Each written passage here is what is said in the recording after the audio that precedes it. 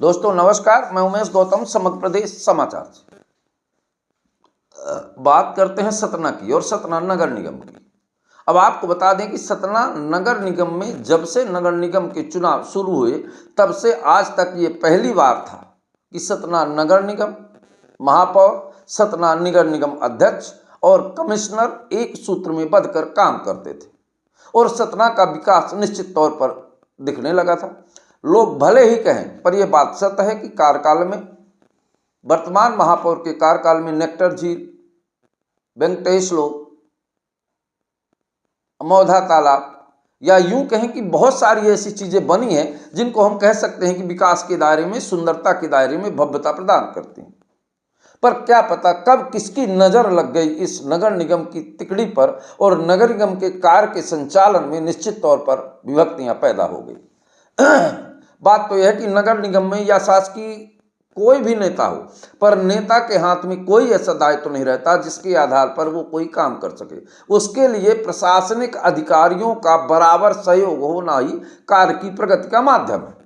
वही सतना में चल रहा था और निश्चित तौर पर एक पहली बार ट्यूनिंग आई थी जिसमें सारा नगर निगम, राजनीतिक लोग और नगर निगम के प्रशासनिक लोग, सारे लोग एक साथ एक सूत्र में बंधकर काम कर रहे थे। पर यहाँ कुछ राजनीतिक, सतना की एक बात और बता दें, सतना में नेता बहुत हैं पर नेतृत्वहीन और स्वार्थी, धन लोलुप और जातिवादी नेता है।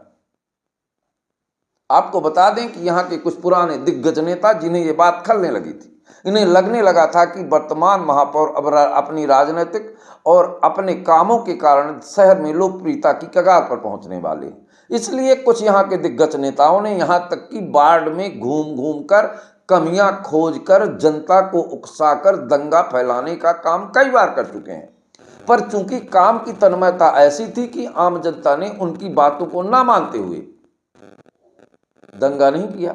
इस बात से कुंठित होकर कुछ नेता बड़े बड़े पदों पर बैठे इस बात को भले वो अपने कार्यकालों में अपने कामों को आंख मूंद कर देखते हो, पूरे जिले का दायित्व होने के बाद जिले के एक गांव का नाम नहीं बता सकते जिसको उन्होंने स्मार्ट किया हो। उसके बाद भी सतना की राजनीति में वर्तमान में सतना के सभी नेताओं का केंद्र बिंदु नगर निगम था और नगर निगम में वो अपनी चाल खेलने में कामयाब हो रहे। विगत दिनों में नगर निगम, महापौर, अध्यक्ष और कमिश्नर के तालमेल में फर्क आ गया। खबर यहां तक है सूत्रों से कि नगर निगम कमिश्नर शेर सिंह मीना यहां के एक बड़े नेता के कहने पर महापौर और अध्यक्ष से सपोर्ट करने की बजाय एक दूसरे के प्रतिद्वंदी बनना शुरू कर दिया और जिस कार्य को महापौर करना चाहते थे उसमें उसने फंडिंग ही नहीं की। इससे कार्य प्रभावित होने लगे। आप देख रहे हैं कि वर्तमान समय में शहर के बीच बीच रोडें और गड्ढे हैं पर उन पे काम नहीं हो रहा। उसका कारण यह है कि कमिश्नर, एक बात बता दें, नगर निगम के अंदर हो रहे समस्त कार्यों का दायित्व तो नगर निगम कमिश्नर का होता है, जैसे जिले के अंदर हो रहे कार्यों का संपूर्ण दायित्व तो कलेक्टर का होता है। पर इस सतना कलेक्टर की भी कार्यशैली संदिग्ध नजर आती है नगर निगम के मामले में, क्योंकि कलेक्टर ही स्मार्ट सिटी का हेड है और कलेक्टर को नगर निगम के कमिश्नर और महापौर के इन कार्यों पर नजर रखना चाहिए और इसका दुष्परिणाम शहर की जनता भोग रही है। कमिश्नर अपनी खींचते हैं और महापौर की सुनते नहीं। यहाँ तक कि महापौर को प्रताड़ित होकर नगर निगम कमिश्नर के प्रति ज्ञापन देकर कलेक्टर से हटाने की मांग की गई।